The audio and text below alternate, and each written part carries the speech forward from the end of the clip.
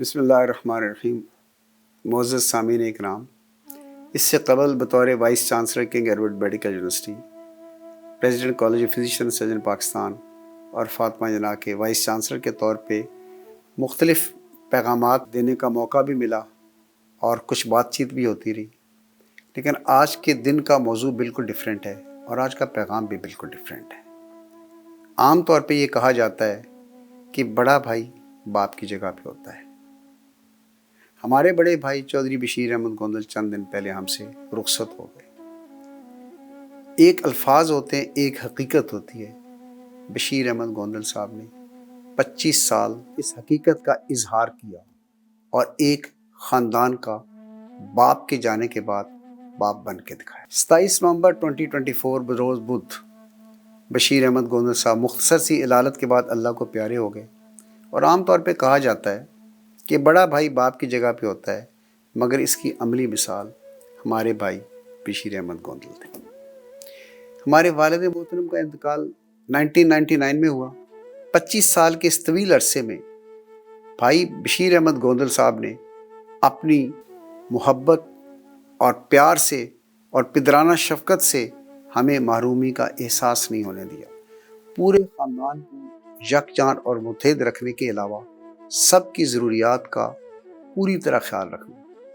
آج ابتلا اور نفسہ نفسی کے دور میں یہ مشکل ہی نہیں، ایک ناممکن چیز ہے، لیکن بشیر احمد گوندل صاحب نے اس کو ممکن بنا کے دکھایا، اور انہوں نے ثابت کیا کہ ہاں، بڑا بھائی باپ کی جگہ پہ ہوتا ہے۔ ہمارے والد محترم چودھری سلطان محمود مرحوم رحمۃ اللہ علیہ منڈی بہاؤالدین میں گورنمنٹ ہائی اسکول میں بطور ہیڈ ماسٹر ریٹائر ہوئے، اور بنیادی تعلق منڈی بہاؤالدین کی ایک معروف قوم واڑہ عالم شاہ سے تھا۔ ہم 4 بھائی اور 4 بہنیں، جس میں بشیر احمد گوندل سب سے بڑے اور میں بھائیوں میں سب سے چھوٹا۔ ہمارے بھائی محمد اشرف عصری، ان کا انتقال 1992 میں ہوا، اور مجھ سے بڑے بھائی ڈاکٹر ریاض احمد گوندل اس وقت راولپنڈی میں رہائش پذیر ہیں۔ ہمارے مرحوم بڑے بھائی شروع سے والدین کا سہارا بن گئے، ساری زندگی چھوٹے بہن بھائیوں کا ہر لحاظ سے خیال رکھا۔ اب اس مختصر وقت میں شاید ان کی 25 سال کی خدمات کا میں مفصل تذکرہ نہ کر سکوں، لیکن چند ایک واقعات مجھے یاد ہیں۔ گریجویشن کے بعد جب میں نے ہاؤس جاب کیا، پوچھا آپ کے پاس سواری ہے؟ تو میں نے کہا نہیں، تو فوری طور پہ سرگودا میں تعینات تھے، مجھے ابھی بھی یاد ہے، STD-233 یامہا 100 موٹر سائیکل مجھے بیچ دیا۔ کیسا بھائی نے کیسی محبت کا اظہار کیا۔ ٹریننگ شروع ہو گئی میری۔ پارٹ 2 میں عام طور پہ اٹیمپٹس 1-2 لگ جاتی ہیں۔ سیکنڈ اٹیمپٹ میں جب مجھے بروم ہاسٹل ملنے آئے، میں اسسٹنٹ وارڈن تھا، تو مجھے کہنے لگے آپ کے چہرے پہ پریشانی کے آثار نظر آ رہے ہیں۔ میں نے کہا ماہانہ تنخواہ تو یہ خرچ ہو جاتی ہے، اور امتحان سر پہ آ گیا ہے، اس کی فیس بھی ادا کرنی ہے۔ ان کو تنخواہ تازہ تازہ ملی تھی، جیب میں ہاتھ ڈالا، مہینے کی تنخواہ مجھے دے دی کہ پارٹ 2 کی فیس بھی ادا کر لیں، کراچی جہاز کا کرایہ بھی اس میں شامل ہے، اور آپ بے فکر ہو کے امتحان کی جا کے تیاری کریں۔ والد محترم کی رحلت کے بعد خاندان کے معاملات، شادی بیاہ اور گاؤں کے معاملات کی انتہائی آسن انداز میں دیکھ بھال کی اور نگرانی کی۔ اس 25 سال کے عرصہ کے دوران ہم نے دیکھا کہ چاول اور گندم کی فصل ہر ایک کے گھر میں پہنچاتے، اور عیدوں کے موقع پہ بچوں کو باقاعدہ عیدی دیتے اور تحفے تحائف بھیجتے۔ اور ایک اور جو اہم بات تھی، یہ ان کا معمول تھا کہ سال میں ایک مرتبہ سارے خاندان کو اکٹھا کرنا، بچوں کو اکٹھا کرنا، اور ہمارے اپنے بچوں کو گاؤں میں لے کے جانا اور گاؤں سے ان کا تعلق جوڑنا، اور ان کو بتلانا کہ ہماری بنیاد کہاں سے ہے۔ واڑہ عالم شاہ کا تعارف، منڈی بہاؤالدین کا تعارف، یہ سال میں 1 یا 2 مرتبہ سارا خاندان ایک جگہ پہ اکٹھا ہونا، یہ ہمارے 25 سال سے ان کی وجہ سے ایک معمول رہا، اور ہماری کوشش یہ ہے کہ انشاءاللہ اس کو اسی انداز میں ہم جاری رکھیں گے۔ بھائی بہنوں کے علاوہ اپنی اولاد کی بھی بڑی اچھی تربیت کی۔ اس کی جھلک ان کے فرزند ارجمند اور ان کی بیٹی میں نظر آتی ہے، اور ان کے بیٹے کیسر محمود گوندل اپنے کزنز کا بھی اسی انداز میں خیال رکھتے ہیں۔ رواں سال نومبر کے تیسرے ہفتے میں گاؤں تشریف لے گئے۔ کھانسی اور بخار کی شکایت تھی۔ طبیعت جب زیادہ ناساز ہوئی تو پھر میں نے ان کو لاہور شفٹ کیا، اور 23 نومبر بروز ہفتہ ان کو گنگا رام ہاسپٹل میں ایڈمٹ کیا۔ ڈاکٹر وقاص اسلم گوندل، پروفیسر بلال محی الدین، پروفیسر بلقیس شبیر، ڈاکٹر سلمان اور ڈاکٹر ادریس نے ان کا مکمل خیال رکھا۔ پروفیسر کامران خالد خواجہ بھی علاج معالجہ میں شریک رہے۔ ابتدا میں طبیعت بہتر ہو گئی، کمرے میں منتقل ہو گئے۔ ہمارے دونوں وزرائے صحت خواجہ محمد سلمان رفیق صاحب اور خواجہ عمران نذیر صاحب، ان سے ان کا پرانا تعلق تھا، دونوں عیادت کے لیے تشریف لائے، پھولوں کا گلدستہ پیش کیا اور اس دن طبیعت بہتر ہو گئی۔ اور شام کو وفاقی ٹیکس محتسب آصف محمود جا، ڈاکٹر فیاض احمد رانجھا، ڈاکٹر زاہد پرویز، پروفیسر محمود اعجاز سمیت احباب تشریف لاتے رہے۔ طبیعت میں بشاشت تھی۔ اسی شام کو میں جب اہلیہ ڈاکٹر منزہ کے ہمراہ ان کے پاس موجود تھا تو میری بیگم کو دیکھ کے کہنے لگے، منزہ تم میرے لیے دعا کرو۔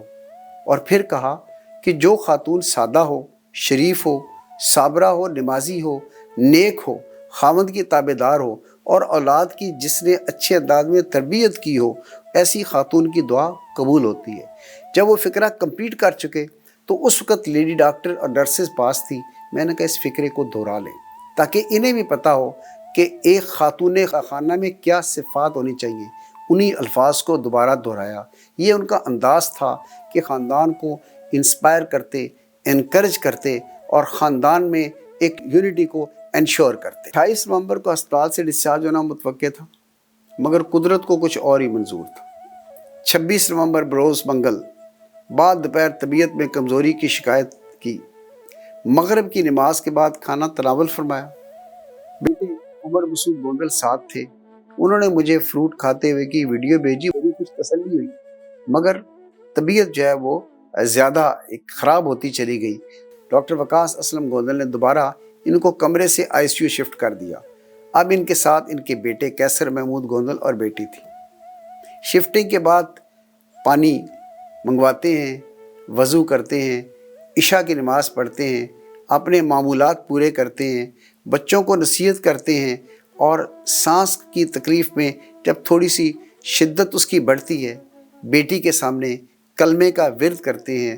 ذکر کرتے کرتے سانس اکھڑنے لگتا ہے، ڈاکٹر صاحبان وینٹیلیٹر کا کہتے ہیں، خاندان مشورے سے وینٹیلیٹر کی اجازت دے دیتا ہے اور وینٹیلیٹر پہ ڈال دیے جاتے ہیں۔ اب اس وقت جدید ترین سہولیات ہیں، سینئر ترین ڈاکٹر موجود ہیں، لیکن ان تمام کی موجودگی کے باوجود جب وقت مقررہ آ جائے تو اسباب کام نہیں آتے۔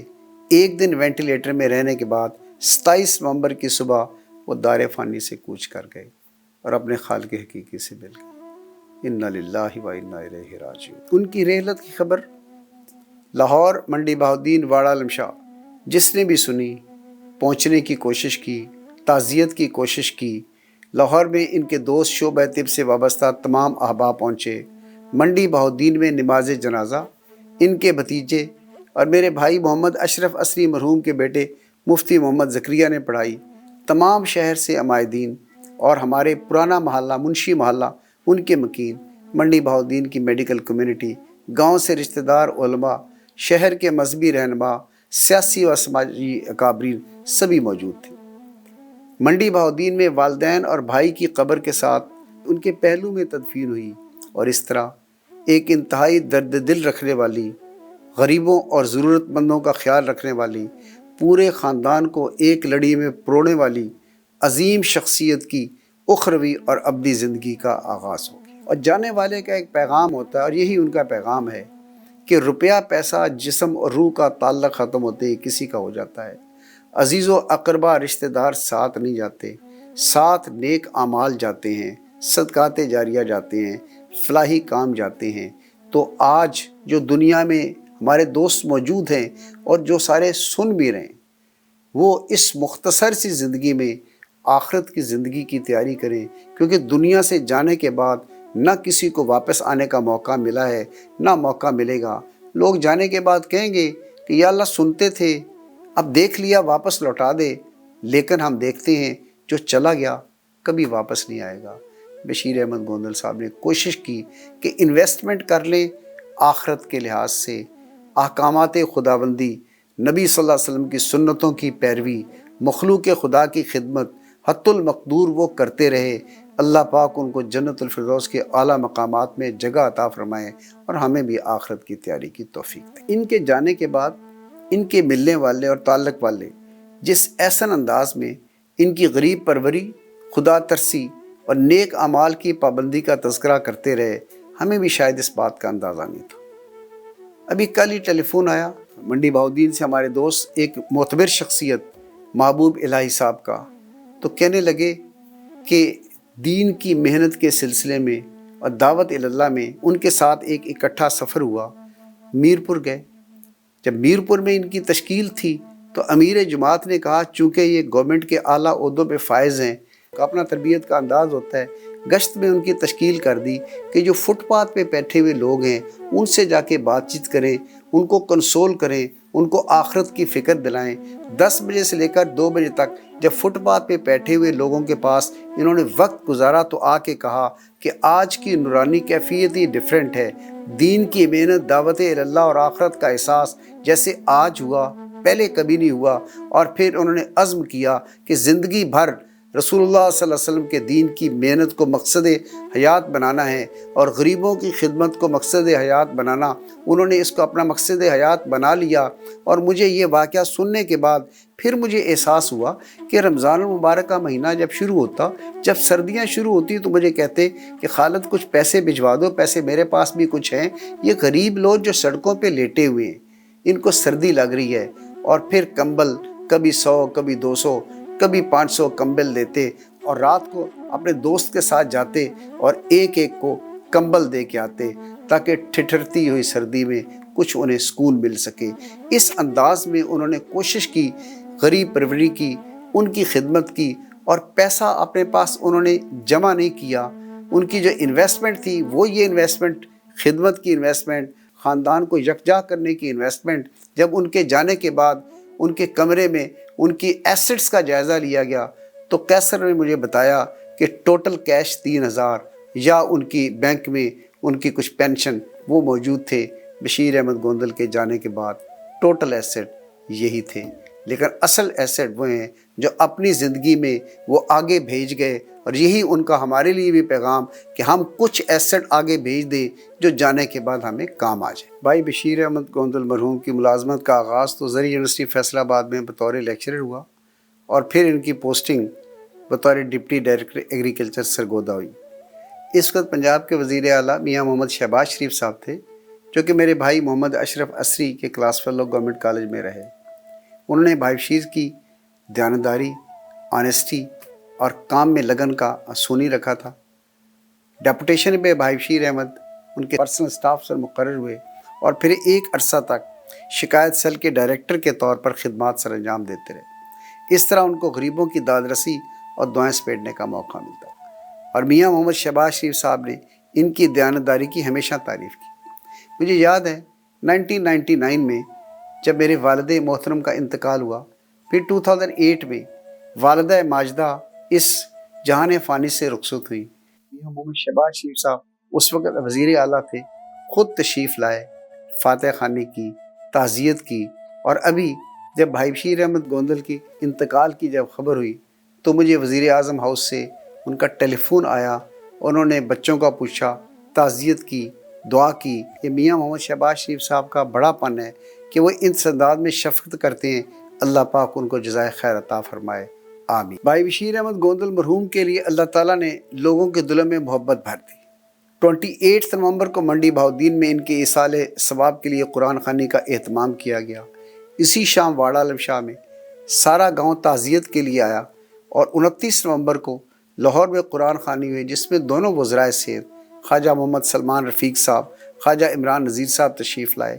بھائی بشیر احمد گوندل کے دیرینہ دوست اور ساتھی، لاہور کے طبی اداروں کے سربراہان، vice chancellor, principles, senior professor, عدلیہ وکلاء اور گوندل برادری کے احباب، پارلیمنٹیرین، دینی رہنما، بیوروکریسی اور پولیس، اور ان کے بچپن کے دوست، الغرض ہر طبقہ زندگی سے تعلق رکھنے والے احباب تشریف لائے۔ قرآن خوانی کے بعد ہماری مسجد کے خطیب مولانا اجود عبید صاحب نے بیان کیا اور دعا کروائی، اور ہمیں مدینہ منورہ سے حضرت مولانا فضل رحیم دامت برکاتہم کی دعاؤں کا ملنا ہمارے لیے ایک بہت ایک انکریجمنٹ کا باعث ہوا۔ اور پھر اس کے ساتھ پیر ناظم شاہ صاحب انہوں نے گھر میں دعائے مغفرت کروائی، اور دعاؤں کا یہ جو سلسلہ ہے یہ بشیر احمد گوندل کی نیکیوں بھری زندگی اور مخلوق خدا سے خدمت کا ایک نتیجہ ہے۔ میرا تعلق چونکہ college of physician surgeon Pakistan سے، اس کی ہیڈ کوارٹر اور ریجنل سینٹر میں جمعۃ المبارک کے بعد خصوصی طور پہ قرآن خوانی کا اہتمام کیا گیا۔ صدر CPSP پروفیسر شعیب شفیع صاحب نے کونسلر اور فیلو کی جانب سے تعزیتی اجلاس بھی منعقد کیا، اور اسی طرح کنگ ایڈورڈ میڈیکل یونیورسٹی اور فاطمہ جناح میڈیکل یونیورسٹی کی المنائی کی ان کی طرف سے تعزیتی پیغامات موصول ہوئے۔